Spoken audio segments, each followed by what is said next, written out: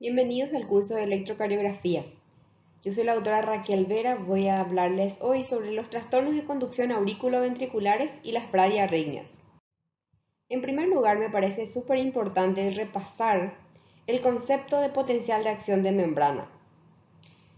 Debemos recordar primeramente que a nivel de las células miocárdicas, las células cardíacas, tenemos dos tipos celulares, las células contráctiles y las células marcapaso.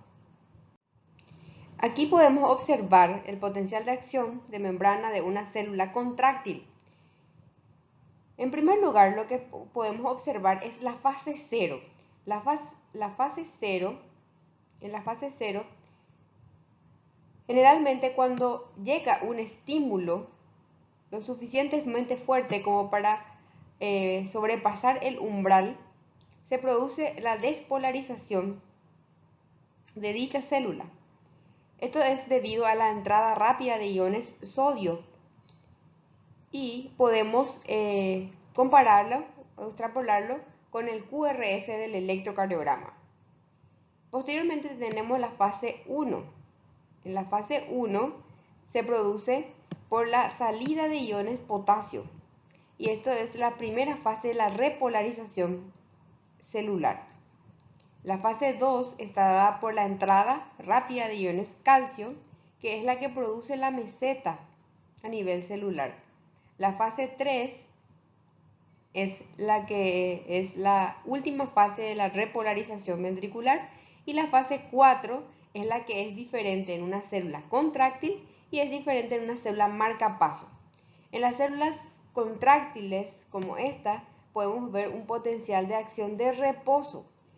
Esta potencial de acción de reposo es en donde el sodio y el potasio se equilibran nuevamente en el entorno intra y extracelular. En cambio, en una célula marcapaso tenemos una pendiente a este nivel por el intercambio iónico constante de esa célula que le da su propiedad de marcapasos. Es decir, la propia célula, una vez que entren los iones positivos suficientes, llegan a un potencial umbral y se despolarizan nuevamente sin que llegue un estímulo. Para empezar a hablar de los bloqueos auriculoventriculares, debemos hablar del sistema de conducción auriculoventricular. Sabemos que la única conexión entre las aurículas y los ventrículos es el nódulo auriculoventricular. Pueden existir diferentes ubicaciones de bloqueo que pueden ser de diferentes grados. Los bloqueos pueden ser de primer grado, de segundo grado y de tercer grado, que vamos a ir viendo posteriormente. Vamos a hablar de las posibles ubicaciones de los bloqueos. El bloqueo se puede dar a nivel nodal superior, que es a este nivel. Puede verse a nivel, que es una transición, por así decirlo, de las células auriculares a las células nodales. A nivel central tenemos a las células puramente nodales, y esos bloqueos se pueden dar a este nivel. Y finalmente tenemos los bloqueos a nivel nodo isquiano, que es una zona de transición entre las células del centro y las células isquianas. Tiene un valor electrofisiológico el conocer exactamente el lugar donde se produce el bloqueo AB. Por eso es que estamos hablando de estas probables localizaciones. Aquí podemos observar la zona de transición entre el potencial de acción auricular, que podemos observar que tiene un potencial de acción de reposo, una fase 0 con pendiente relativamente rápida, y esto podemos comparar con las del nódulo, a la porción aurículo nodal. Podemos ver que hay una transformación de las células auriculares a las nodales. Podemos observar que la fase 0 se retarda más, es decir, hay una pendiente más pronunciada. Vemos además que hay un pico menor es decir, las células se van transformando de a poco.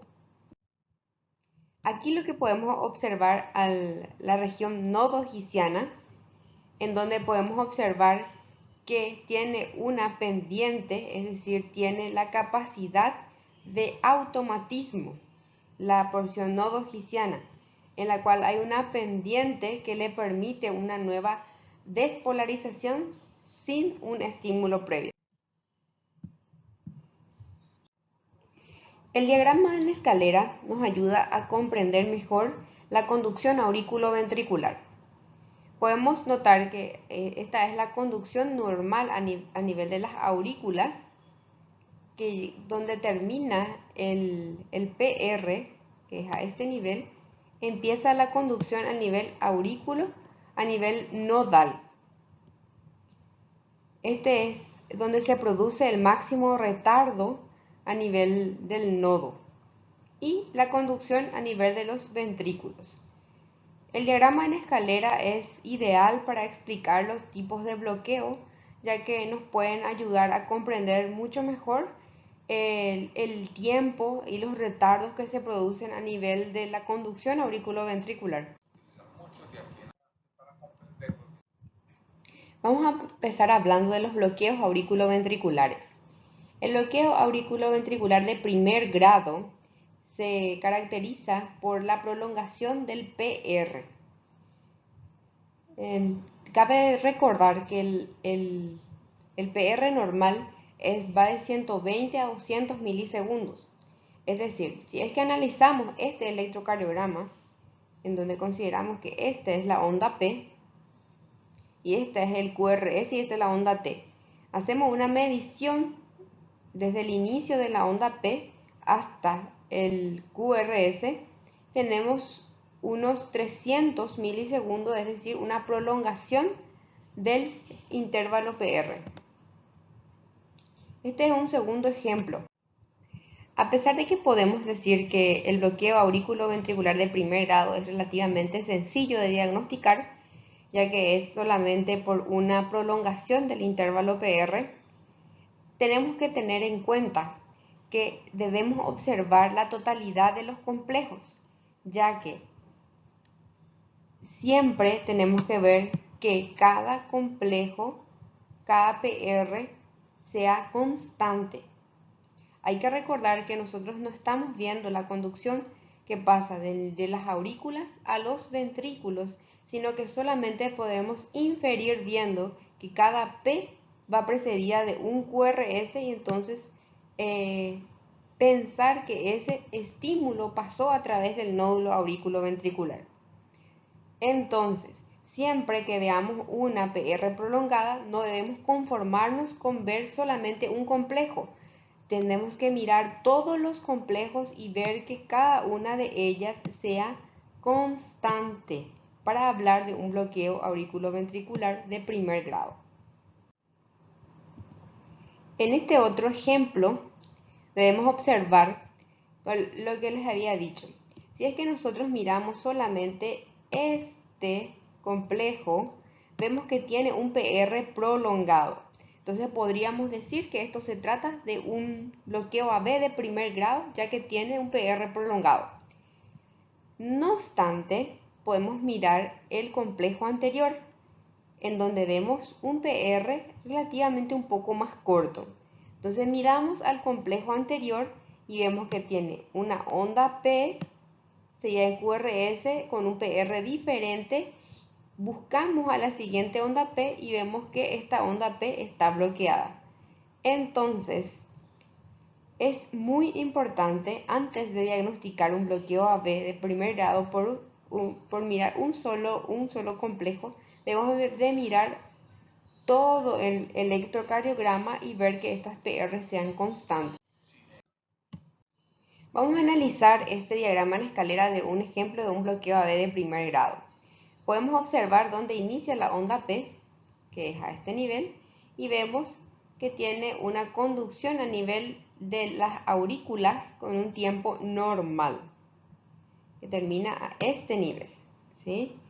Después analizamos la conducción a nivel del nódulo auriculoventricular, La conducción en el nódulo auriculoventricular termina donde empieza nuestro QRS.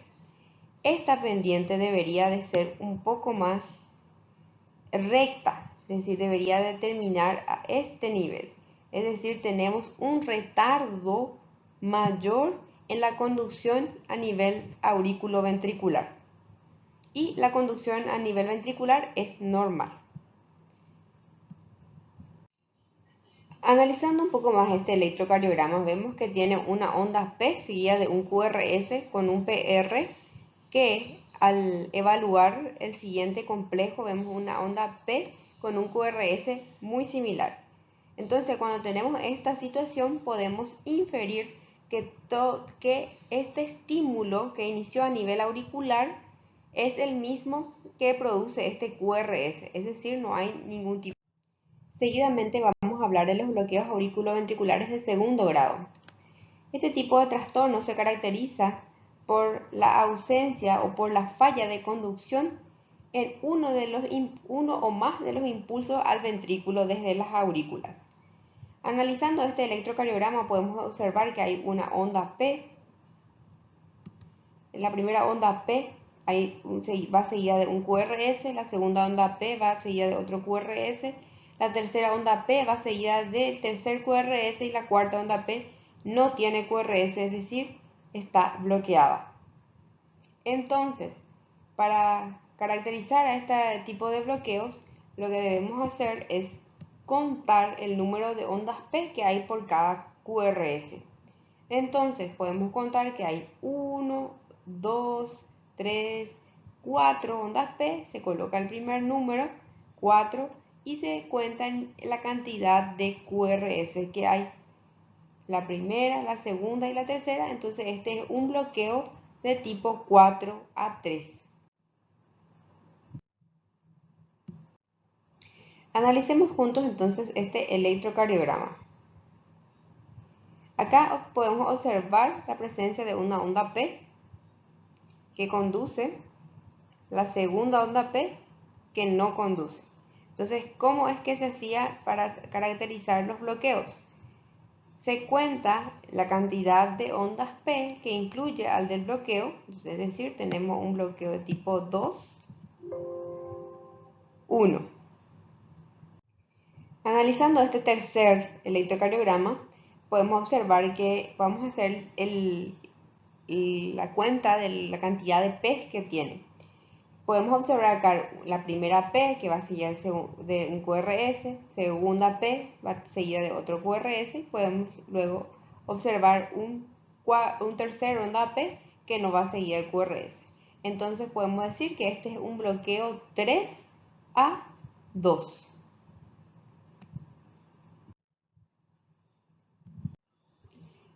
Como habíamos dicho anteriormente, los bloqueos de segundo grado se pueden dividir en bloqueos AB de primer grado, de bloqueos AB tipo MOVITS 1, llamado también fenómeno de Wenckebach. Lo que caracteriza a este tipo de bloqueos es que la conducción, el PR se va prolongando a medida que se va produciendo los estímulos. Se va prolongando hasta que uno de las P no conduce. Podemos observar aquí que este primer PR es más corto que este segundo PR, que a la vez este es más corto que el siguiente PR, y al final tenemos una onda P que no conduce. Si contamos la cantidad de P, incluyendo la P bloqueada, podemos ver que este es un bloqueo tipo 6A5, ya que tiene 6 P por 5 QRS. Vamos a evaluar el siguiente electrocardiograma. En este electrocardiograma se puede observar que con el diagrama en escalera, que vemos un primero, un segundo, un tercero, un cuarto y un quinto, una quinta P que fue bloqueada. Es decir, un estímulo que se produjo a nivel auricular no pasó a los ventrículos. Entonces, claramente, cuando esto ocurre, tenemos el diagnóstico de un bloqueo AB de segundo grado. ¿Cómo sabemos si ese bloqueo es MOVIS 1 o MOVIS 2? Es mirando el PR. Claramente podemos observar que este PR no es igual al del segundo PR, es más prolongado. Entonces esto nos hace el diagnóstico de un bloqueo AB de segundo grado tipo fenómeno de Wenckebach o MOVIS 1.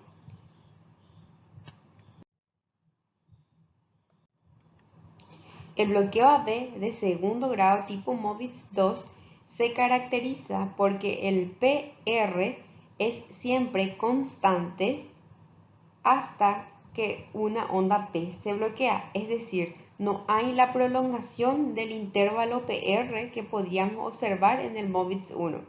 Es un PR constante hasta que uno de las P no llega a estimular a los ventrículos. Muy bien, analicemos este electrocardiograma. Bueno, acá tenemos una primera onda P, tratar de graficarlo, un primer QRS, nuestra segunda onda P, más difícil el 2, nuestra segunda onda P que está bloqueada, ¿sí? Después tenemos una primera onda P, no es tan fácil, y nuestra primer QRS y nuestra segunda onda P que nuevamente está bloqueada. Cuando hay un bloqueo, entonces estamos hablando cuando no todos los estímulos producidos a nivel auricular pasan a nivel ventricular, estamos ante un bloqueo AB de segundo grado. En eso sí estamos todos de acuerdo. ¿Qué tipo de bloqueo es? Si es un MOVIS 1 o un MOVIS 2. La verdad es que en este tipo de bloqueo es imposible saberlo, ya que este PR no podemos comparar, no tenemos otro PR para comparar si eso se va prolongando o no. Es decir, tenemos un bloqueo 2-1, que es bastante frecuente. Ups, acá no sale el 2. Un bloqueo 2-1, como les decía, que es bastante frecuente, pero con este tipo de bloqueo también se le llama de alto grado, ya que por cada 2 estímulos que el aurícula manda al ventrículo, solamente uno pasa. Entonces es un bloqueo también llamado de alto grado, pero no se puede saber si es un MOVIS 1 o un MOVIS 2 electrocardiográficamente hablando. Por último, me gustaría mencionar que no todos los bloqueos auriculoventriculares son patológicos. Es decir, el retardo a nivel auriculoventricular está para que el ventrículo tenga tiempo de llenarse y además sirve como protección para que no todos los estímulos auriculares pasen al ventrículo. Es decir, este por ejemplo es un bloqueo fisiológico del nódulo aurículo-ventricular. Es un freno que se le da a la conducción a nivel del nódulo AB. Es decir, este es un flúter auricular. Podemos observar que por cada estímulo, por cada 1, 2, 3, 4 estímulos auriculares solamente deja pasar un QRS, un estímulo. Y esto es lo que llamamos bloqueo fisiológico funcional para impedir y para permitir el llenado ventricular. Para terminar, vamos a hablar de los bloqueos auriculoventriculares de tercer grado o bloqueo auricular completo. Bien se sabe que el estímulo generalmente se inicia a nivel del nódulo sinoauricular.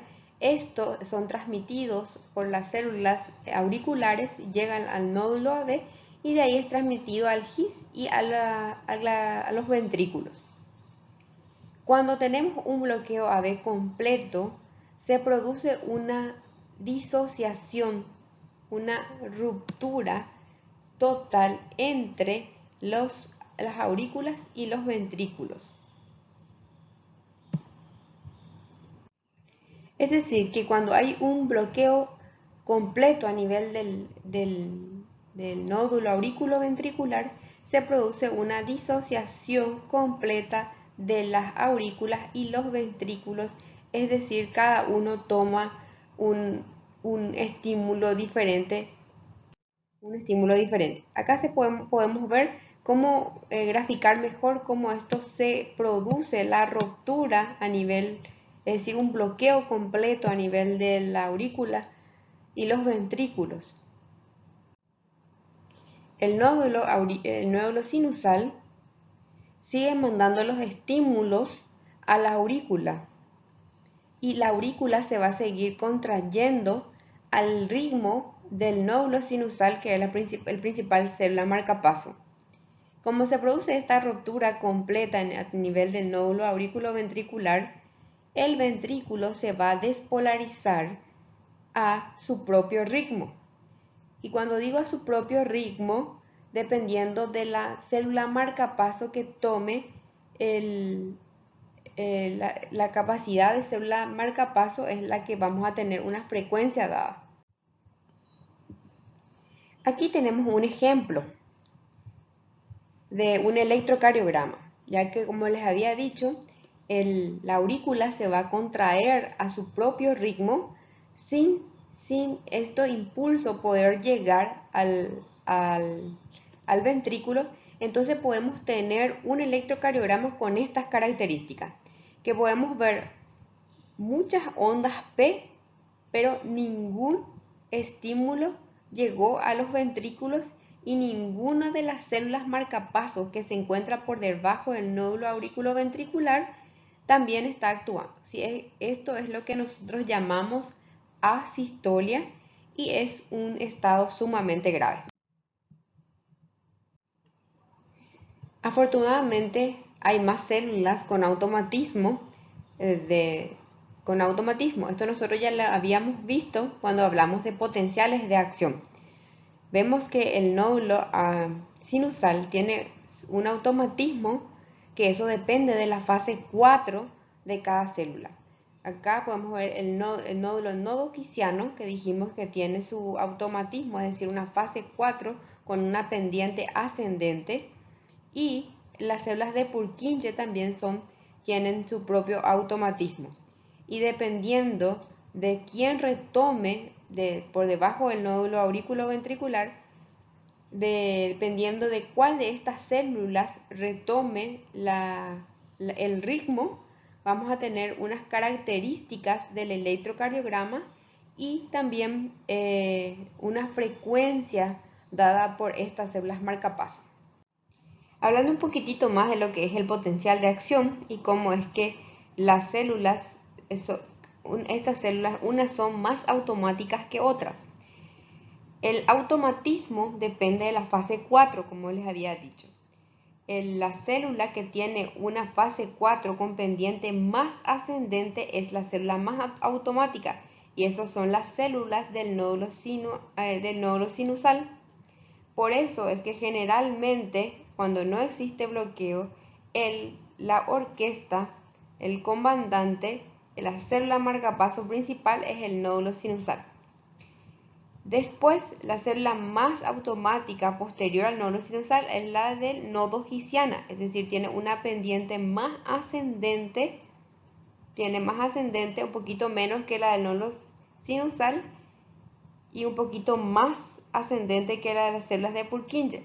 Por esto, esta célula, que es más automática que la de las células de Purkinje, es la que suele comandar en un bloqueo auriculoventricular completo. ¿Cómo nosotros podemos reconocer eso en un electrocardiograma? Este es un electrotípico de un bloqueo AB completo. Cuando tenemos un bloqueo AB completo con un QRS estrecho, relativamente estrecho, podemos inferir que ese estímulo fue dado a nivel nodo-giciano, ya que el estímulo, el QRS es estrecho. Aquí tenemos un electrocardiograma en la cual podemos observar un bloqueo AB completo, ya que podemos observar dos dos ondas P por cada QRS, un bloqueo, hay una disociación completa, es decir, acá podemos ver una onda P que va en la onda T. Entonces, esto es un ejemplo de un bloqueo AB completo con un QRS ancho. Esto es debido a que las células de Purkinje aumentaron su automatismo por algún motivo y le ganaron al del nodo hisiano, o el nodo hisiano se bloqueó por algún motivo, y por eso las células de Purkinje tomaron el pulso, el ritmo del pulso. Entonces, podemos decir que estos estímulos fueron dados por las células de Purkinje porque tenemos un complejo QRS ancho. ¿Cómo podemos diferenciar los bloqueos AB de tercer grado de uno de segundo grado? Uno es que el PR es variable. Como hay una disociación completa entre las aurículas y los ventrículos, podemos observar que hay un ritmo caótico, es decir, no hay ninguna comunicación entre las aurículas y los ventrículos. Además, los intervalos PP generalmente son regulares. Si es que medimos esta onda P de aquí con esta onda P, la distancia, y esta tercera onda P, vamos a ver que estos son regulares, es decir, que tenemos un ritmo cuyo ritmo fue dado por el estímulo sinusal, es decir, tiene su propia frecuencia. La aurícula está trabajando a su propia frecuencia, así también el ventrículo está trabajando a su propia frecuencia. Entonces tenemos PR variable, tenemos PP regulares porque fueron dadas por el estímulo sinusal, y RR regulares, ya que el ritmo de escape generalmente lo toma un solo comandante, ya sea el nódulo, en la posición nodo hisiana, que es esta, que tenemos un complejo QRS estrecho, o a nivel de las células de Purkinje, y entonces tenemos complejos RR regulares. Y acá está nuestro famoso diagrama en escalera, que es muy sencillo de interpretarlo. Como vemos, cada onda P conduce a toda la aurícula. Podemos ver que conduce a toda la aurícula cuando llega a la porción del nódulo auriculoventricular. Hay un bloqueo completo, es decir, no hay comunicación entre las aurículas y los ventrículos. Acá podemos ver que la frecuencia de la aurícula es muy diferente al del ventrículo, ya que están dadas por diferentes células marcapasos. Y bueno, es todo lo que yo quería transmitirle con este video. Ojalá que le haya sido de ayuda y muchas gracias por su atención.